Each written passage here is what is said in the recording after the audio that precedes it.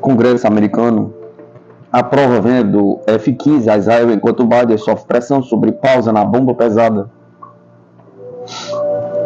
A Casa Branca convenceu dois importantes democratas no Capitólio a suspender o controle sobre a venda de F-15 de cerca de 18 bilhões para Israel, mesmo quando o primeiro-ministro israelense Benjamin Netanyahu aumenta a pressão sobre o governo Biden para liberar sua própria pausa em um carregamento de milhares de bombas pesadas para o país. O deputado Gregory Meeks, de Nova York, o senador Ben Cardin, de Maryland, os principais democratas nos painéis de relações exteriores em ambas as câmeras confirmaram na segunda-feira que suspenderam o bloqueio de meses de 50 caças F-15 fabricados pela Boeing, mísseis avançados de médio alcance fabricados pela Raytheon e o kits Joint Direct Attack Munition fabricados pela Boeing, que convertem as chamadas bombas burras em munições guiadas com precisão. Pouco depois, Nathan divulgou um vídeo em inglês atacando o presidente Joe Biden por sua pausa em abril na entrega de cerca de 3.500 munições ar-terra para Israel, incluindo bombas de 500 e 2.000 libras. Ele disse que levantou a questão durante uma recente reunião com o secretário de Estado, Antony Blinken. É inconcebível que nos últimos meses o governo tenha retido armas e munições a Israel, disse Nathan na terça-feira. Israel é o aliado mais próximo da América, lutando pela sua vida, lutando contra o Irã e outros inimigos comuns, o secretário Blinken me garantiu que o governo está trabalhando dia e noite para remover esses gargalos. O Washington Post informou pela primeira vez na segunda-feira que Meeks e Cardin liberaram seus domínios sobre os F-15 que não estão programados para entrega até o final da década, após a pressão do governo Biden de defensores para Israel. O Washington Post também informou que a administração Biden está considerando liberar as 3.500 bombas pesadas para Israel que estavam programadas para entrega imediata. Continuamos a ter discussões construtivas com os israelenses para sua liberação, mas não tenho nenhuma autorização além disso, disse o porta-voz do Conselho de Segurança Nacional, defendido sobre a retenção de munições. Blinken disse na terça-feira que os Estados Unidos continuam a revisar a entrega de bombas pesadas, mas acreditou que todo o resto está se movendo como normalmente aconteceria. Biden reteve as bombas pesadas em maio, antes da ofensiva israelense em Rafah, no sul da faixa de Gaza, expressando preocupação de que elas agravassem as abaixas civis em um conflito que matou dezenas de milhares de palestinos e levou a população à beira da fome. O último presidente a reter publicamente o envio de armas para Israel foi Ronald Reagan, em 1982, depois de ver fotografias de civis mortos no Líbano.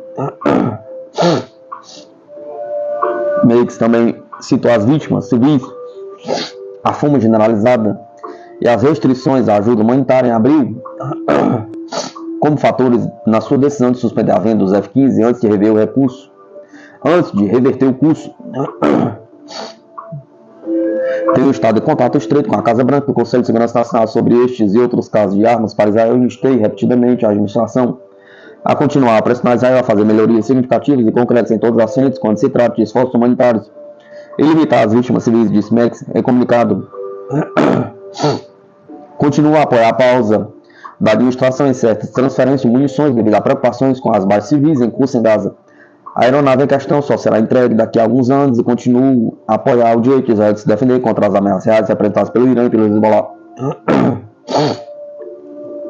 Embora Mex tenha suspendido a suspensão do F-15 há algumas semanas, o Departamento de Estado notificou formalmente o Congresso sobre a venda, nem notificou formalmente o Congresso de uma venda separada de $1.000 milhões em munições para tanques e veículos táticos. As notificações desencadeiariam um período formal de revisão no Congresso, no qual os senadores críticos da ofensiva de Israel em Gaza poderiam desencadear votações no plenário visando bloquear qualquer uma das vendas.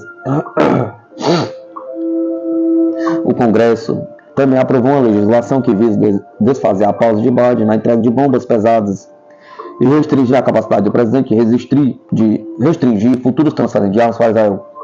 Uma disposição no projeto de lei de gasto de defesa da Câmara para 2025 impediria o Pentágono de usar fundos para interromper, reverter ou cancelar a entrega de artigos de defesa ou serviços de defesa para Israel e forçaria o presidente a transferir armas retidas para os militares israelenses dentro de 15 dias.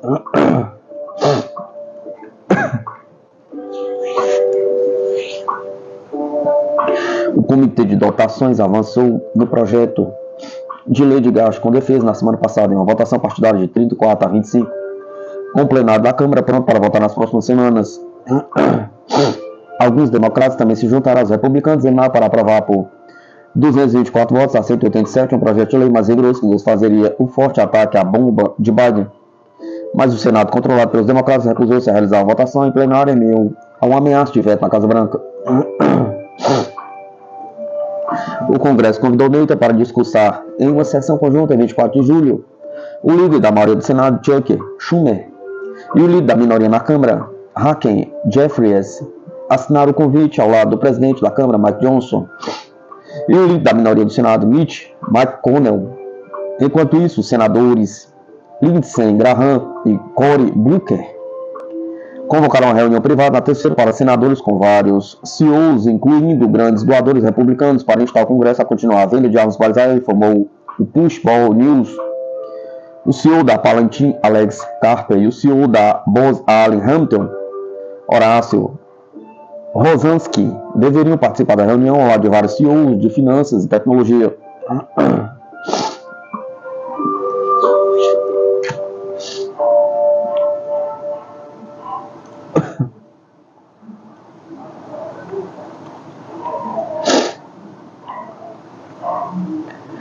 Ajudas militares à Ucrânia e a Israel elevam a dívida pública dos Estados Unidos prevista em 122% do PIB em 2034.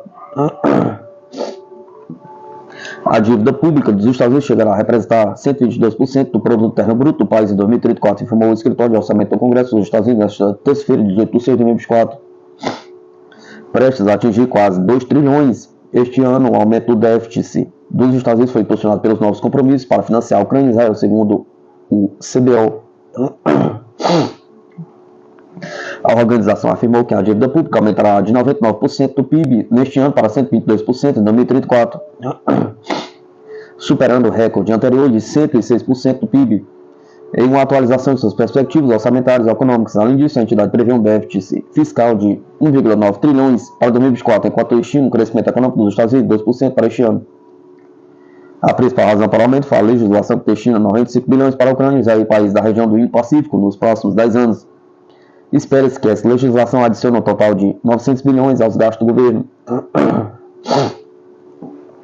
Citando informações do escritório de orçamento do Congresso dos Estados Unidos, o jornal Financial Times alertou que o déficit total deve alcançar uma média de 5,5% do PIB até 2030, cerca de 2 pontos percentuais acima da média após 1940.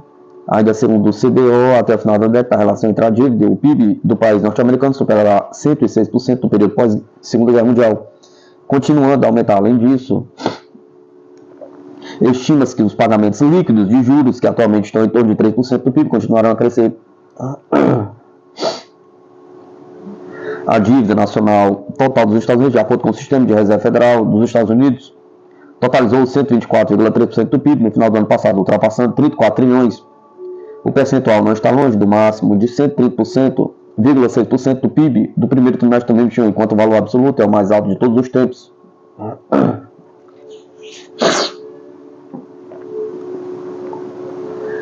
Os Estados Unidos aprovam 360 milhões em apoio militar a Taiwan em meio às tensões com a China. O país norte-americano autorizou uma remessa de ajuda militar a Taipei, que inclui cerca de 1.000 drones e atende aos interesses nacionais, econômicos e de segurança dos Estados Unidos. A administração John Biden aprovou na terça-feira, 18 de setembro de 2024, uma nova venda de armas de 360 milhões para Taiwan no seu Departamento de Estado dos Estados Unidos. O contrato inclui 291 drones Altius 600M com ogivas, além de 720 drones Switch Blade, conhecido como munições vagantes de longo alcance, informou o Departamento de Estado. O órgão do governo norte-americano disse que a venda atende aos interesses nacionais, econômicos e de segurança dos Estados Unidos, apoiando os esforços contínuos do destinatário para modernizar suas forças armadas e manter uma capacidade defensiva confiável. Ela ajudará a melhorar a segurança do beneficiário e auxiliará na manutenção da estabilidade política, do equilíbrio militar e do progresso econômico da região, de acordo com a declaração. Lai Ching-te, chefe da administração de Taiwan, agradeceu aos Estados Unidos pela aprovação dos armamentos durante a coletiva de imprensa na quarta-feira, 19 de 6 de 2024, em Taipei. No futuro, continuaremos reforçando a capacidade de defesa nacional de Taiwan, seja por meio de compras militares ou de nossos próprios esforços, prometeu ele. O anúncio ocorre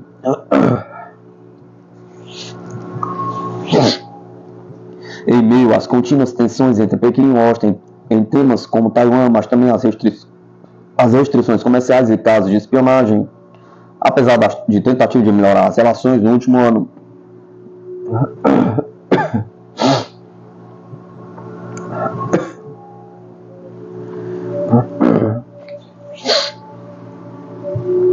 Analista: visita de Putin à Coreia do Norte desafia diretamente a influência regional dos Estados Unidos. Os resultados dos diálogos desta quarta-feira, 19 de 6 de 2024, entre Vladimir Putin, Kim Jong-un e Pyongyang são de suma importância política para toda a região da Ásia-Pacífico, disseram especialistas. O presidente russo Vladimir Putin e o líder norte-coreano Kim Jong-un assinaram um acordo de parceria estratégica abrangente que visa servir de roteiro para a futura cooperação bilateral em todas as esferas. O documento sobre parceria abrangente prevê, entre outras coisas, assistência militar mútua em caso de agressão contra um dos participantes. Disse Putin aos jornalistas após as conversações presenciais com Kim nesta quarta-feira. O líder russo também denunciou o regime de restrições indefinidas imposto à Coreia do Norte pelo Conselho de Segurança da ONU, que inclui o embargo de armas como orquestrado pelos Estados Unidos e apelou à sua revisão. As negociações Putin e Kim ocorreram como parte da visita do presidente russo à Coreia do Norte de 18 a 19 de junho. A cláusula do acordo de parceria abrangente Russo-Coreia do Norte sobre a ajuda militar estipula relações aliadas entre os dois. Disse o professor de Política Internacional da Universidade Federal do Extremo Oriente em Vladivostok, Artyom Lukin. As implicações da assinatura do acordo ainda não foram totalmente avaliadas, porque ele significa uma mudança completa de paradigma na Península Coreana e no Nordeste da Ásia em geral, disse Lukin. Ele lembrou ainda que, neste momento, apenas os Estados Unidos têm alianças político-militares de pleno direito na região, incluindo aquelas com o Japão e a Coreia do Sul. O fato de a Rússia ter assinado um acordo de parceria estratégica abrangente com a Coreia do Norte implica que uma situação completamente diferente está agora se moldando na Península Coreana e que uma aliança militar russa-norte-coreana apareceu no Nordeste da Ásia, de acordo com Lukin. Isso é algo muito significativo, mesmo tendo como pano de fundo o que está acontecendo atualmente no mundo. A aliança russa-Coreia do Norte representa um desafio direto à hegemonia político-militar dos Estados Unidos na Ásia e no Pacífico, especificamente no Nordeste da Ásia, que é a parte principal da região, observou o analista.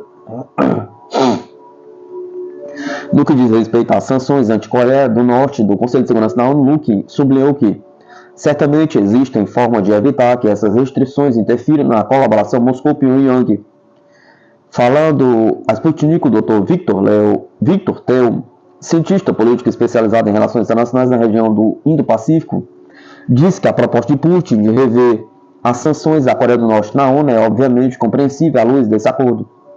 O problema, no entanto, é que isso é provavelmente mais fácil de dizer do que fazer, porque as alterações provavelmente terão de ser ratificadas pelos outros membros, um dos quais são os Estados Unidos, acrescentou o especialista.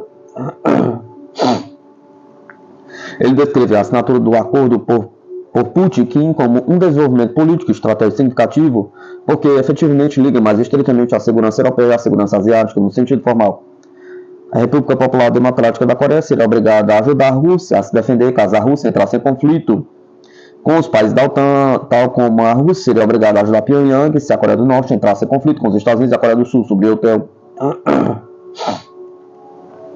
O professor Joey Siracusa, cientista político e chefe do Departamento de Futuros Globais da Universidade de Curtin, da Austrália, por sua vez, concentrou-se nas implicações políticas da visita de Putin à Coreia do Norte. Ele disse que o presidente russo está dizendo aos norte-americanos e aos outros aliados de Washington que o seu país não foi isolado nem por sanções ocidentais, nem por outras coisas. De qualquer forma, acho que Putin está mostrando que as sanções não funcionam. Quando ele faz isso, ele demonstra ao mundo que existe um universo alternativo lá fora. Não é um sistema baseado em regras determinadas em Washington e Londres. Há um sistema baseado em regras que evolui organicamente para além deste habitual corredor de poder. Pense que é uma conquista muito saudável nesse sentido, disse Siracusa. A atual visita de Putin é um negócio formal de uma nação, segundo o cientista político. Existe uma fronteira comum com a Coreia do Norte. Foram as tropas russas que libertaram a Coreia em 1945 e apoiaram os norte-coreanos na sua guerra civil contra os sul-coreanos. A Rússia tem uma longa história de relações econômicas e de segurança com a Coreia do Norte. Penso que é um movimento normal, enfatizou Siracusa. No geral, a visita de Estado do líder russo à Coreia do Norte foi muito impressionante, avaliou o especialista, apontando para o fato de Putin ter recebido o tratamento de tapete vermelho e que o presidente Kim veio até o avião para recebê-lo. O analista rejeitou as alegações da elite política e de política externa norte-americana de que a Rússia e a Coreia do Norte são criminosos, que representam a ameaça ao Ocidente como sendo absolutamente falsas. Esse é o tipo de fábrica de propaganda que acontece em Washington, com a grande mídia tocando uma espécie de coro grego para a elite política norte-americana, concluiu Siracusa.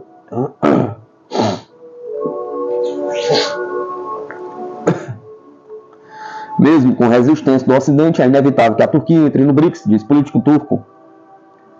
O vice-presidente do Partido Patriótico Turco prevê que o país possa entrar na organização passando algum tempo, apesar da pressão das forças atlantistas. A adesão da Turquia ao BRICS é inevitável, mas Ankara enfrentará uma pressão sem precedentes do Ocidente, disse o vice-presidente do Partido Patriótico Turco. Hakan Fidan, ministro das Relações Exteriores da Turquia, anunciou anteriormente a intenção do país de se tornar membro do BRICS. Fidan participou da reunião do BRICS+, em Novgorod, Rússia, e disse posteriormente que Ankara entendeu a importância da organização. Pensa que a Turquia deve se juntar ao BRICS, que é, em uma última análise, uma associação inevitável para a Turquia. Mas a Turquia é membro da OTAN desde 1952. Como resultado dessa filiação, há um grupo muito sério na Turquia que está ligado ao Ocidente. Esses grupos estão em todos os partidos políticos. Eles dominam o governo, eles influenciam o governo. Dentro do partido governista, há uma luta contínua entre as forças atlantistas e euroasiáticas, segundo Hakan. Ele vê hoje os atlantistas como estando atualmente no poder na Turquia. No entanto, os eurasianos aproveitam a oportunidade sempre que podem. Pessoalmente, não acho que a Turquia será capaz de reunir forças suficientes para se juntar ao BRICS, especialmente neste período. Também acredito que os Estados Unidos estão exercendo pressão negativa sobre a participação da Turquia no BRICS, bem como sobre as relações com a Rússia. Porque se a Turquia entrar para o BRICS, isso mudará o equilíbrio entre o Ocidente e o Oriente em favor do Oriente. Por esse motivo, a entrada da Turquia no BRICS enfrentará forte resistência do Ocidente. No entanto, não será uma surpresa se a Turquia fizer uma tentativa de entrar para o BRICS em um futuro próximo, afastando as potências atlantistas, creio político.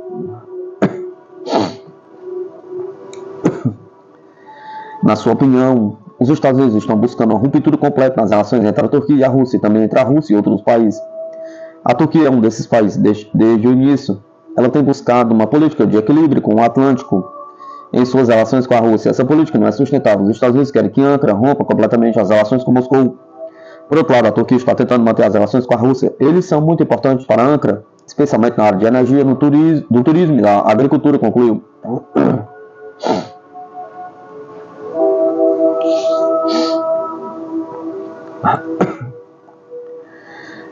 Mídia. Estados Unidos pressionou Japão e Holanda a restringirem semicondutores na China ainda mais. O chefe da política de exportação dos Estados Unidos visitou recentemente os dois países para que eles reduzissem ainda mais a interação com a China na área dos semicondutores, reporta Reuters. Um oficial dos Estados Unidos viajou para o Japão após se reunir com o governo da Holanda Em uma tentativa de pressionar os aliados a bloquear ainda mais a capacidade da China de produzir semicondutores de ponta, revela na terça-feira, 19 de 6 de 2024, a agência britânica Reuters, citando a fonte. Segundo ela, Washington está agora conversando com aliados sobre a inclusão de 11 fábricas de chips chinesas em uma lista restrita para adicionar as 5 atualmente presentes, incluindo a CIMIC, a maior fabricante de chips da China. A pessoa responsável pelas negociações é Alan Stevens, chefe da política de exportação dos Estados Unidos. Um porta-voz do Ministério das Relações Exteriores da Holanda confirmou uma reunião similar com os Estados Unidos na segunda-feira. O país europeu sempre manteve contato contínuo com nossos aliados, houve ainda uma visita em abril para impedir que a holandesa ASML fizesse a manutenção de determinados equipamentos na China em conformidade com as regras dos Estados Unidos. No entanto, o porta-voz notou que os contratos de manutenção ainda estão em vigor e o governo holandês não os pode cancelar. A fonte indica que os Estados Unidos também querem controlar outros equipamentos de fabricação de chips.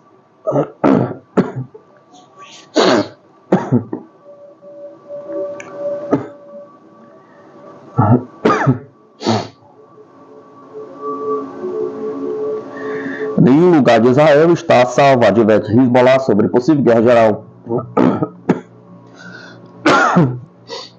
Em um discurso televisionado e descrito pelos meios de comunicação israelenses como o mais forte desde o início da guerra na faixa de Gaza, em outubro passado, Hassan Nasrallah, líder da organização xiita libanesa pró-Irã, Hezbollah, disse nesta quarta-feira, 19 de 6 de 2024, que se houver um conflito total, nenhum lugar de Israel está a salvo de seu alcance.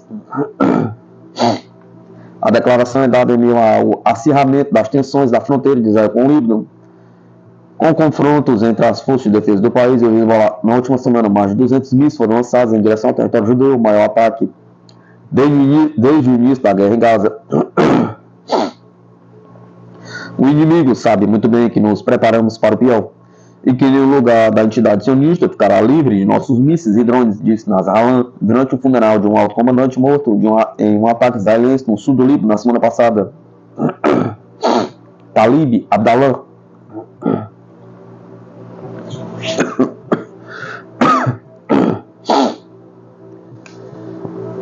Nasrallah advertiu que os israelenses enfrentaram a resistência libanesa por terra, mar e ar. Da mesma forma que o governo do primeiro-ministro Benjamin Netanyahu tem promovido a sua investida militar contra a população palestina em Gaza desde o ano passado. Mais de 37 mil pessoas já morreram por conta dos ataques no enclave. O líder xiita também ameaçou o Chipre pela primeira vez, afirmando que o Hezbollah considerará o país parte da guerra se abrir seus aeroportos e bases para que Israel realize ataques contra Beirute. Nasrallah também garantiu que o grupo não busca uma guerra total, mas atua em apoio ao Hamas. Não temos medo, nossa demanda é clara, um cessar-fogo completo e permanente em Gaza, afirmou. Na última terça-feira, 18 de 6 de 2024, o exército de Israel anunciou planos operacionais para uma investida no Líbano. A situação na fronteira entre os dois países piorou após o início das operações militares de Israel na faixa de Gaza em outubro de 2023. Segundo o Ministério das Relações Exteriores do Líbano, cerca de 100 mil pessoas foram forçadas a deixar suas casas no sul do Líbano devido aos bombardeios israelenses. O lado israelense relatou cerca de 80 mil residentes no norte de Israel que se encontraram em situação semelhante. Na segunda-feira, o The Washington Post informou que 2 importantes democratas no Congresso dos Estados Unidos concordaram em apoiar uma grande venda de armas para Tel Aviv, que inclui 50 caças F-15 no valor de mais de 18 bilhões de dólares.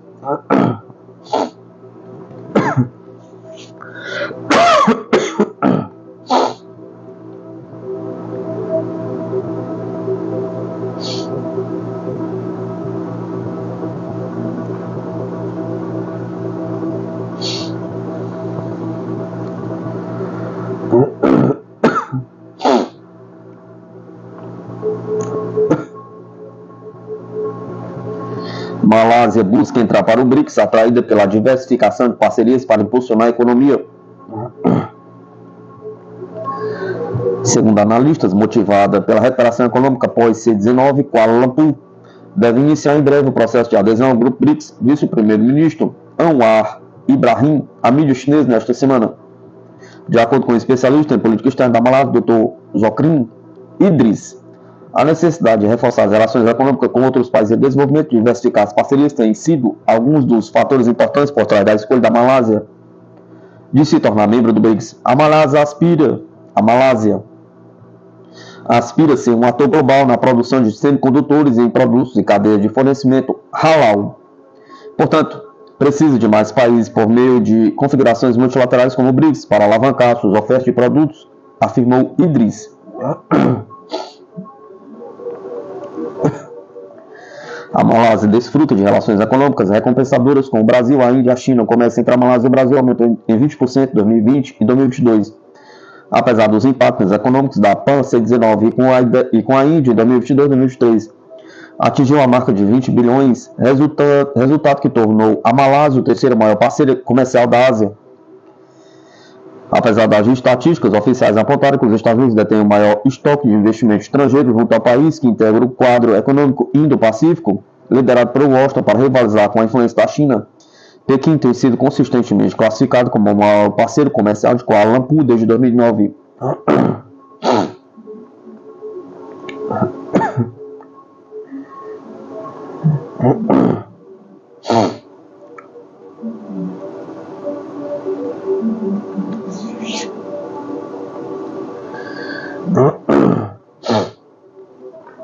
De posse a propriedades milionárias, vice-procurador-geral da Ucrânia é investigado por corrupção.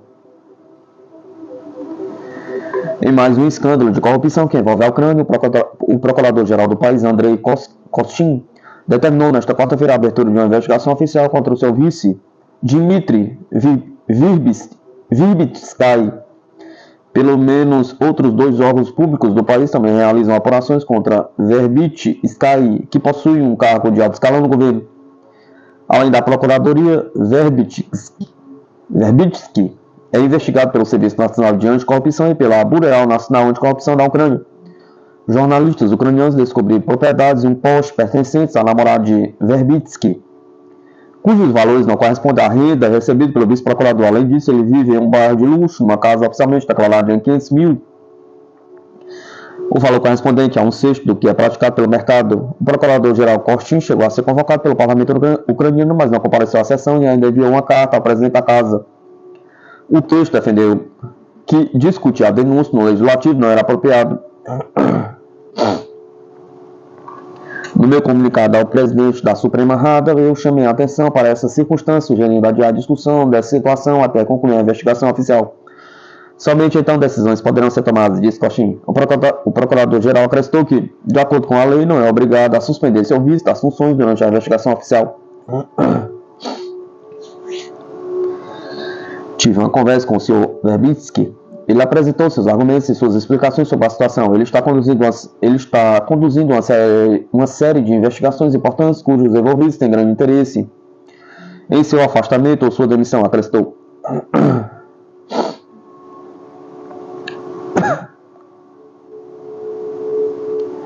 Hipocrisia francesa. Por que a França insiste em manter controle sobre a Nova Caledônia? Pergunta. Território francês localizado na Melanésia, próximo à Austrália, a Nova Caledônia luta há anos por sua independência.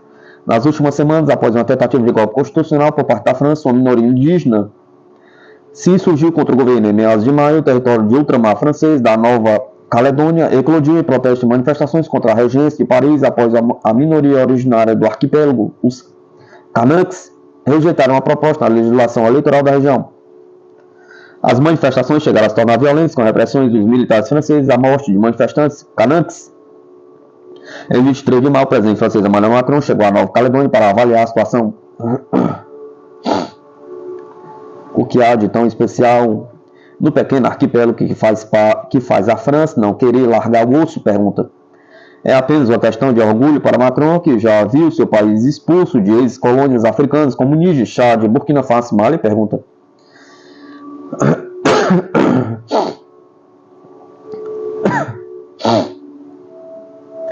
Por que a Nova Caledônia se revoltou? Pergunta. Incorporado pela França em 1853, o território deixou de ser formalmente uma colônia após a Segunda Guerra Mundial, quando em 1946 se tornou um território de ultramar, nova designação administrativa da França para várias ilhas que compunham o seu império. Segundo fontes A partir de então, foram 4 décadas de uma calma muito, muito tenue entre os franceses e os habitantes da ilha, os Kanaks. Esse período de tensão foi amenizado em 1988, quando o então primeiro-ministro francês Michel Rocard assinou o Acordo de Matignon. No documento, os independentistas se comprometiam a não abordar o tema pelos próximos 10 anos. Em troca, as ilhas receberam melhorias econômicas e institucionais por parte de Paris. 10 anos mais tarde, um novo acordo foi assinado, dessa vez já sob o égide do primeiro-ministro francês Lionel Jospin, chamado de Acordo de Nouméa, ao fato de ter sido assinado na capital homônima. O texto deu controle governamental aos Kanaks, mas reteve a administração francesa em pontos críticos, como defesa, segurança interna, relações exteriores, além da moeda e justiça.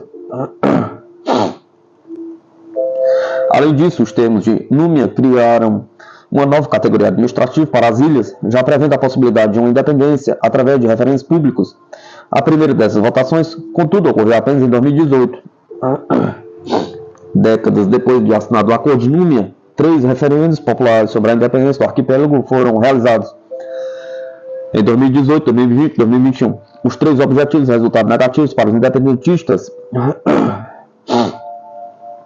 Só que, ao invés desse resultado eleitoral representar a vontade da população originária da Nova Caledônia, diz Forte, eles deixam claro a subrepresentação eleitoral à qual os Kanaks estão submetidos. Hoje temos cerca de 40% da população daqueles que são considerados nativos locais, o povo autóctone, o povo Kanak.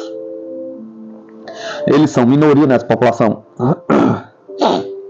Ao longo das últimas décadas, detalha Forte, questões associadas a modificações no processo eleitoral vêm sendo discutidas, principalmente porque esse povo que deseja autodeterminação é minoria.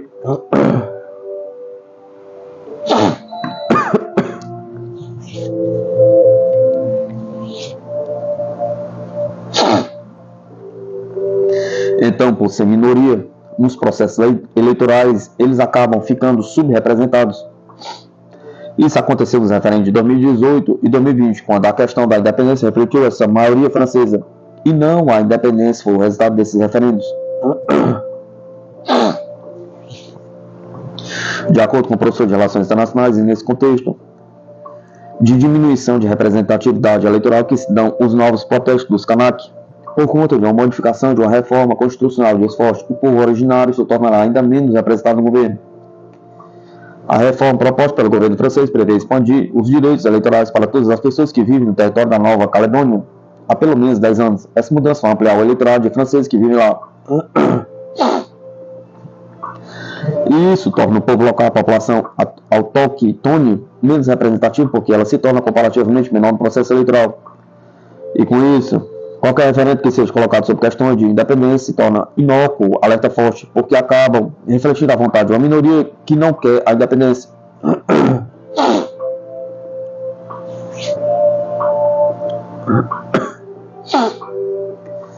Inócuos para o povo local, que por ter uma população menor e agora com a reforma eleitoral ainda menor, quando comparada à dos franceses, jamais teriam seu pleito de se tornarem independentes, aceita, explica.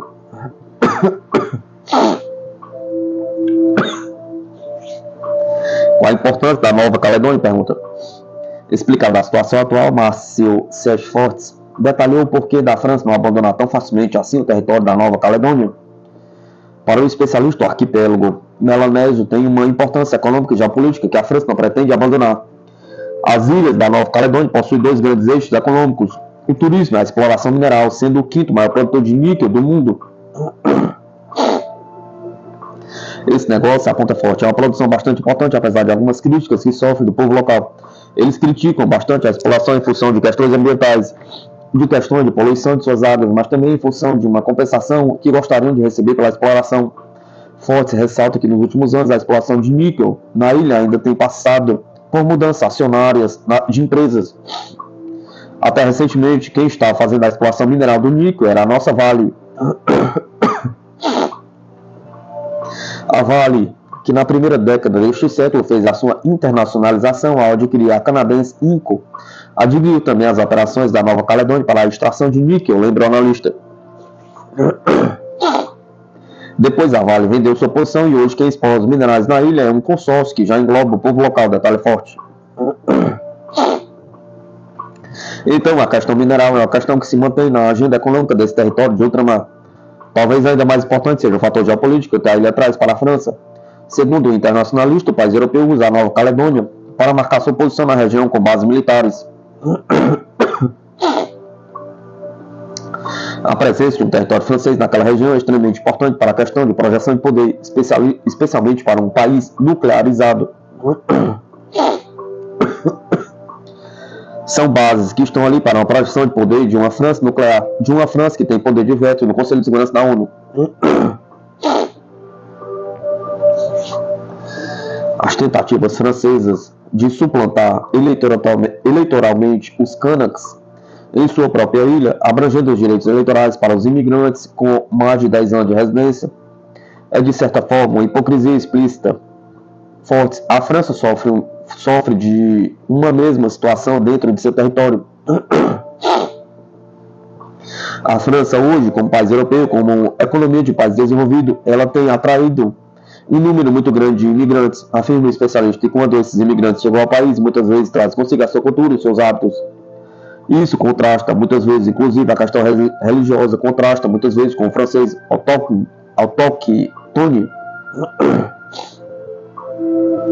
Isso é o que acontece na Nova Caledônia, claro que de uma perspectiva diferente, mas acontece também na Nova Caledônia com a chegada de cada vez mais franceses e a ampliação do poder de voto desses franceses face a uma população reduzida de nativos locais.